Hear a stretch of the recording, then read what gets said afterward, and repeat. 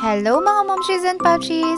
This is a day in the life of Mommy Chris as an online seller. Ito muna yung piniprint natin ngayon dahil naubusan tayo ng thank you card. Nilalagay ko nga din to sa mga parcels as a free promotion na rin ng ating Facebook, Shopee, and TikTok. Sinasamahan ko na rin to ng konting freebies para sa ating mga host. Dito papakita ko sa inyo paano ko magbalot ng parcel. So una muna sinasalansan ko yung tatlong courier, JNT, Shopee Express, and Flash Express.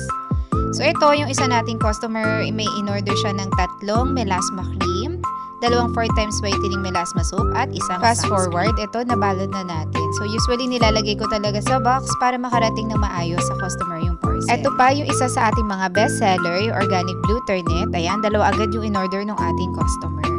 Fast forward ulit. Ayan, naibalot na natin, naibox, at isi-ship na sa customer. So ganyan lang ako mag-pack ng orders.